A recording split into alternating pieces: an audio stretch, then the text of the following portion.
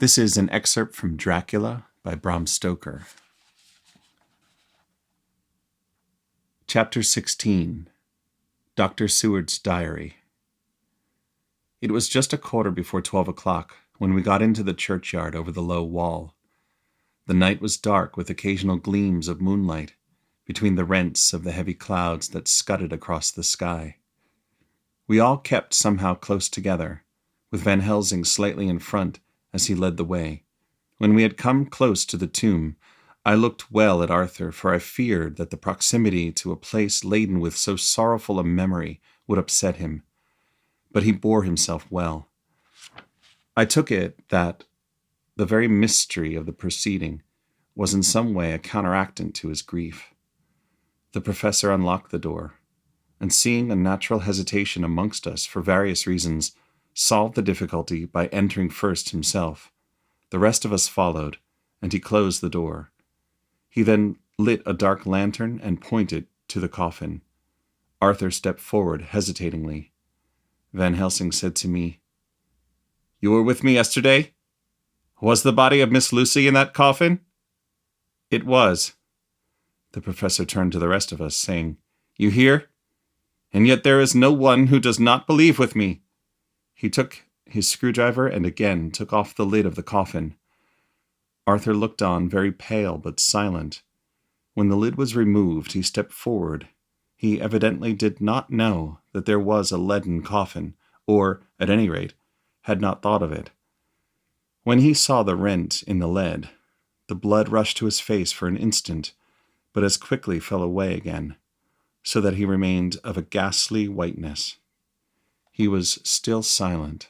Van Helsing forced back the leaden flange, and we all looked in and recoiled. The coffin was empty. For several minutes, no one spoke a word. The silence was broken by Quincy Morris. "Professor, I answered for you. Your word is all I want. I wouldn't ask such a thing ordinarily. I wouldn't so dishonor you as to imply a doubt. But this is a mystery that goes beyond any dishonor or honor. Is this your doing? I swear to you, by all that I hold sacred, that I have not removed nor touched her. What happened was this.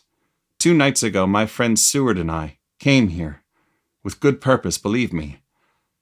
I opened that coffin, which was then sealed up, and we found it, as now, empty. We then waited, and saw something white come through the trees. The next day we came here in daytime, and she lay there. Did she not, friend John?" "Yes." "That night we were just in time. One more so small child was missing, and we find it, thank God, unharmed amongst the graves.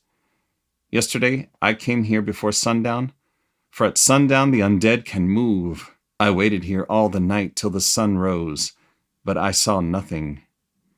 It was most probable that it was because I had laid over the clamps of those doors garlic, which the undead cannot bear, and other things which they shun. Last night there was no exodus, so tonight before sundown I took away my garlic and other things. And so it is we find this coffin empty. But bear with me. So far there is much that is strange. Wait you with me outside, unseen and unheard, and things much stranger are yet to be. So," here he shut the dark slide of his lantern, "now to the outside." He opened the door, and we filed out, he coming last and locking the door behind him. Oh, but it seemed fresh and pure in the night air after the terror of that vault. How sweet it was to see the clouds race by, and the passing gleams of the moonlight between the scudding clouds crossing and passing, like the gladness and sorrow of a man's life. How sweet it was to breathe the fresh air that had no taint of death and decay. How humanizing to see the red light of the sky beyond the hill, and to hear far away the muffled roar that marks the life of a great city. Each in his own way was solemn and overcome. Arthur was silent, and was, I could see, striving to grasp the purpose and the inner meaning of the mystery. I was myself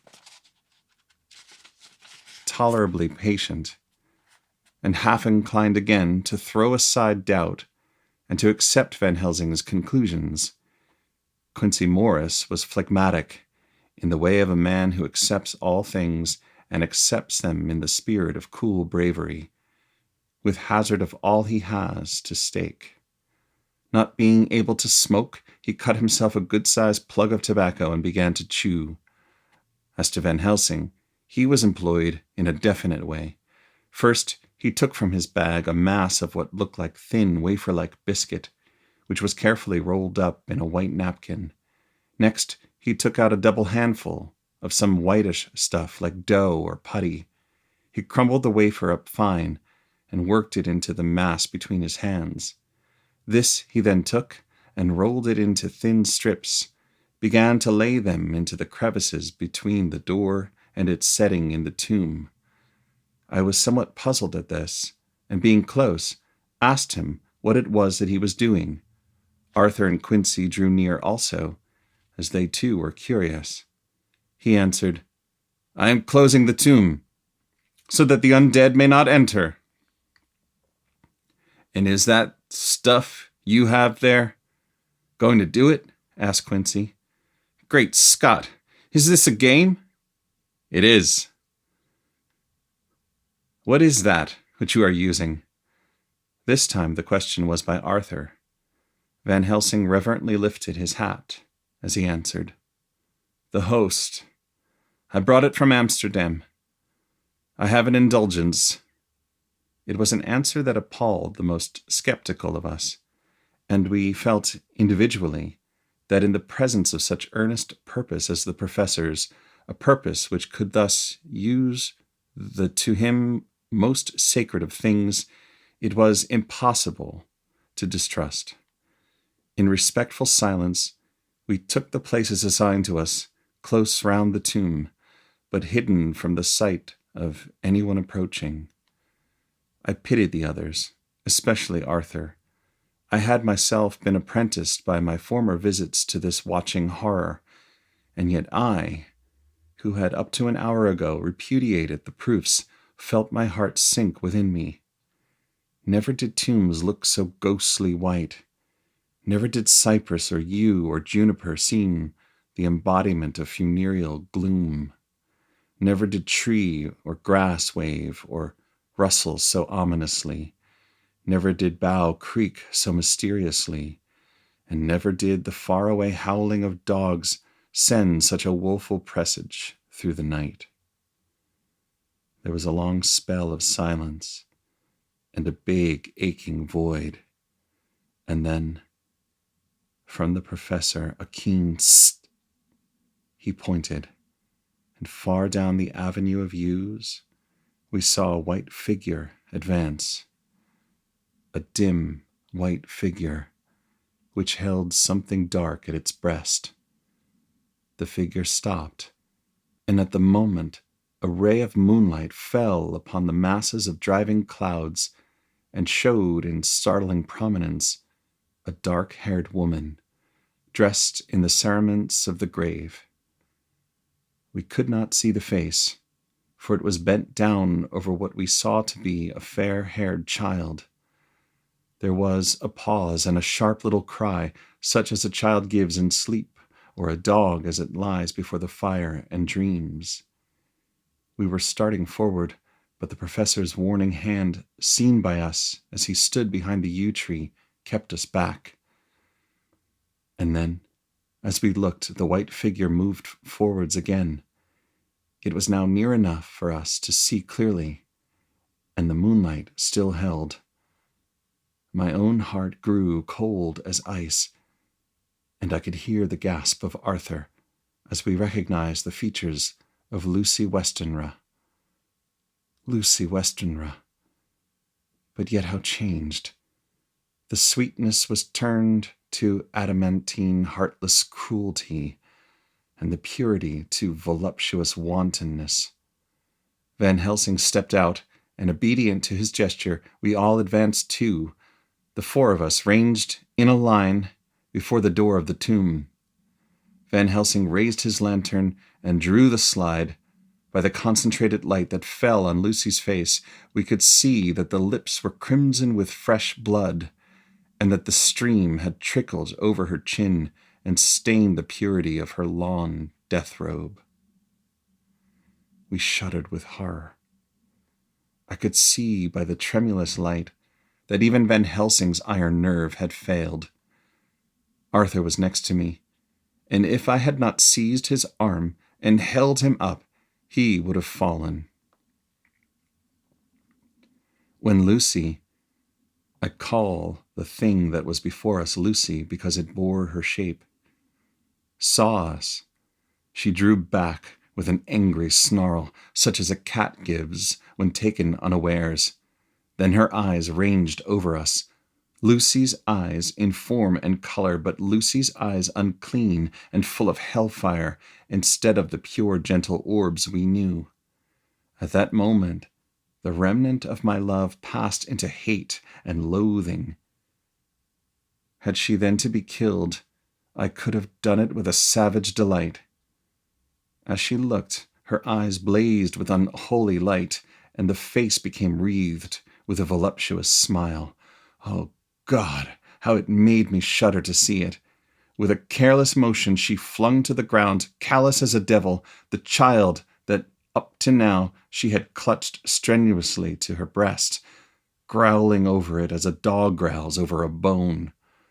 The child gave a sharp cry and lay there moaning. There was a cold-bloodedness in the act, which wrung a groan from Arthur when she advanced to him with outstretched arms and a wanton smile. He fell back and hid his face in his hands. She still advanced, however, and with a languorous, voluptuous grace, she said, "Come to me, Arthur. Leave these others and come to me. My arms are hungry for you. Come, and we can rest together. Come, my husband, come." There was something diabolically sweet in her tones, something of the tingling of glass when struck, which rang through the brains even of us who heard the words addressed to another. As for Arthur, he seemed under a spell. Moving his hands from his face, he opened wide his arms. She was leaping for them when Van Helsing sprang forward and held between them his little golden crucifix. She recoiled from it and, with a suddenly distorted face full of rage, dashed past him as if to enter the tomb. When within a foot or two of the door, however, she stopped, as if arrested by some irresistible force. Then she turned, and her face was shown in the clear bust of moonlight, and by the lamp, which had now no quiver for Van Helsing's iron nerves. Never did I see such baffled malice on a face, and never, I trust, shall such ever be seen again by mortal eyes. The beautiful color became livid. The eyes seemed to throw out sparks of hellfire. The brows were wrinkled as though the folds of the flesh were the coils of Medusa's snakes, and the lovely blood-stained mouth grew to an open square, as in the passion masks of the Greeks and Japanese. If ever a face meant death, if looks could kill, we saw it at that moment. And so for full half a minute, which seemed an eternity, she remained between the lifted crucifix and the sacred closing of her means of entry. Van Helsing broke the silence by asking Arthur, "Answer me, O my friend. Am I to proceed in my work?" Arthur threw himself on his knees and hid his face in his hands, and he answered, "Do as you will, friend, do as you will. There can be no horror like this ever any more." And he groaned in spirit. Quincy and I simultaneously moved towards him and took his arms.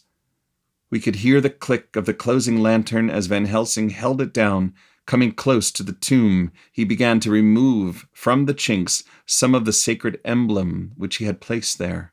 We all looked on in horrified amazement as we saw, when he stood back, the woman with a corporeal body as real at that moment as our own, pass in through the interstice where scarce a knife blade could have gone.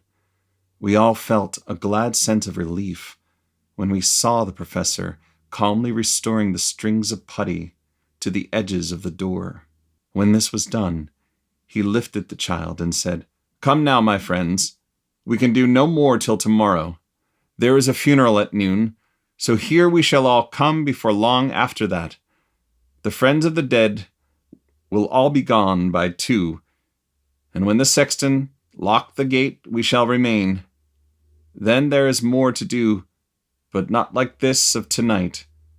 As for this little one, he is not much harm, and by tomorrow night he shall be well. We shall leave him where the police will find him, as on the other night, and then to home." Coming close to Arthur, he said, "My friend Arthur, you have had a sore trial, but after, when you look back, you will see how it was necessary. You are now in the bitter waters, my child. By this time tomorrow you will, please God, have passed them, and have drunk of the sweet waters, so do not mourn overmuch. Till then, I shall not ask you to forgive me." Arthur and Quincy came home with me, and we tried to cheer each other up on the way. We had left the child in safety, and were tired, so we all slept with more or less reality of sleep. 29th September, night. A little before 12 o'clock, we 3, Arthur, Quincy Morris, and myself, called for the professor. It was odd to notice that by common consent we had all put on black clothes. Of course Arthur wore black, for he was in deep mourning, but the rest of us wore it by instinct. We got to the churchyard by 1:30 and strolled about, keeping out of official observation, so that when the grave-diggers had completed their task, and the sexton, under the belief that everyone had gone, had locked the gate, we had the place all to ourselves. Van Helsing, instead of his little black bag, had with him a long leather one, something like a cricketing bag. It was manifestly of fair weight. When we were alone, and had heard the last of the footsteps die out up the road, we silently, and, as if by ordered intention, followed the professor to the tomb. He unlocked the door, and we entered, closing it behind us. Then he took from his bag the lantern, which he lit, and also the 2 wax candles, which, when lighted, he stuck, by melting their own ends, on other coffins, so that they might give light sufficient to work by. When he again lifted the lid off Lucy's coffin, we all looked, Arthur trembling like an aspen, and saw that the body lay there in all its death beauty. But there was no love in my own heart, nothing but loathing for the foul thing which had taken Lucy's shape without her soul. I could see even Arthur's face grow hard as he looked. Presently, he said to Van Helsing, "Is this really Lucy's body, or only a demon in her shape?" "It is her body, and yet not it. But wait a while, and you shall see her as she was and is." She seemed like a nightmare of Lucy as she lay there. The pointed teeth, the blood-stained voluptuous mouth, which it made one shudder to see, the whole carnal and unspiritual appearance, something like a devilish mockery of Lucy's sweet purity. Van Helsing, with his usual methodicalness, began taking the various contents from his bag and placing them ready for use. First, he took out a soldering iron and some plumbing solder, and then a small oil lamp, which gave out, when lit in a corner of the tomb, gas which burned at fierce heat with a blue flame. then his operating knives, which he placed to hand, and last a round wooden stake, some 2.5 or 3 inches thick and about 3 feet long. One end of it was hardened by charring in the fire and was sharpened to a fine point. With this stake came a heavy hammer, such as in households is used in the coal cellar for breaking the lumps. To me, a doctor's preparations for work of any kind are stimulating and bracing, but the effect of these things on both Arthur and Quincy was to cause them a sort of consternation. They both, however, kept their courage and remained silent and quiet. When all was ready, Van Helsing said, "Before we do anything, let me tell you this. It is out of the lore and experience of the ancients and of all those who have studied the powers of the undead. When they become such, there comes with the change the curse of immortality. They cannot die, but must go on age after age, adding new victims and multiplying the evils of the world. For all that die from the preying of the undead becomes themselves undead, and prey on their kind. And so the circle goes on, ever widening, like as the ripples from a stone thrown in the water. Friend Arthur, if you had met that kiss which you know of before poor Lucy die, or again last night when you opened your arms to her, you would in time, when you had died, have become Nosferatu, as they call it in Eastern Europe, and would all time make more of those undeads that so have filled us with horror. The career of this so unhappy dear lady is but just begun. Those children whose blood she suck are not as yet so much worse, but if she live on undead, more and more they lose their blood, and by her power over them they come to her, and so she draw their blood with that so wicked mouth. But if she die in truth, then all cease, the tiny wounds of their throats disappear, and they go back to their plays unknowing ever of what has been.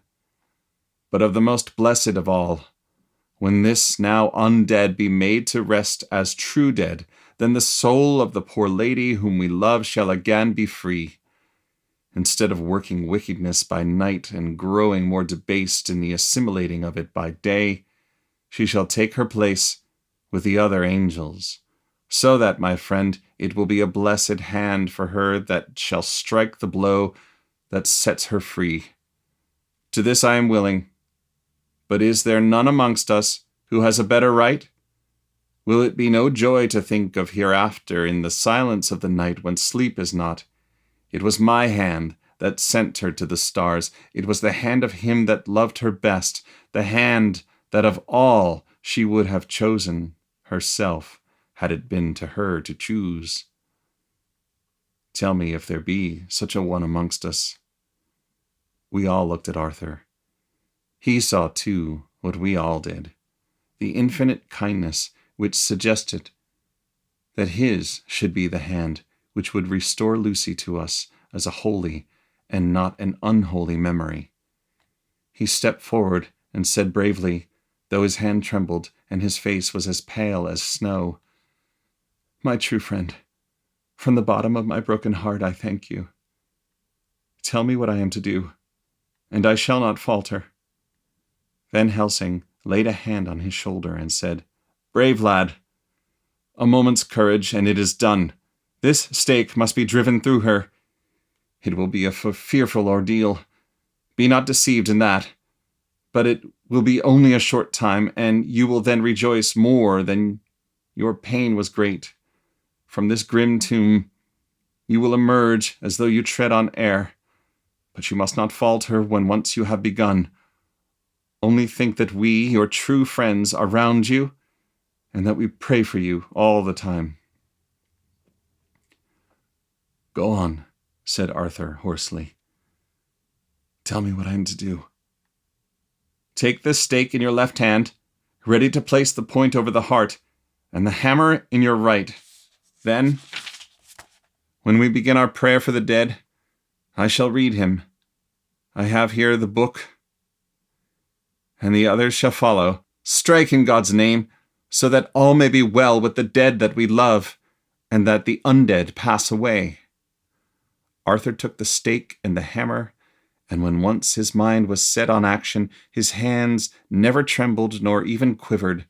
Van Helsing opened his missal and began to read, and Quincy and I followed as well as we could. Arthur placed the point over the heart, and as I looked, I could see its dint in the white flesh.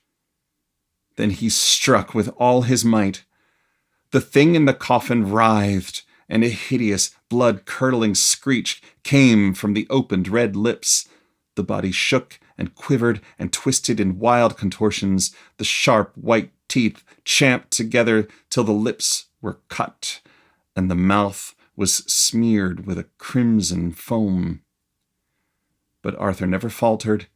He looked like the figure of Thor, as his untrembling arm rose and fell, driving deeper and deeper the mercy-bearing stake, whilst the blood from the pierced heart welled and spurted up around it.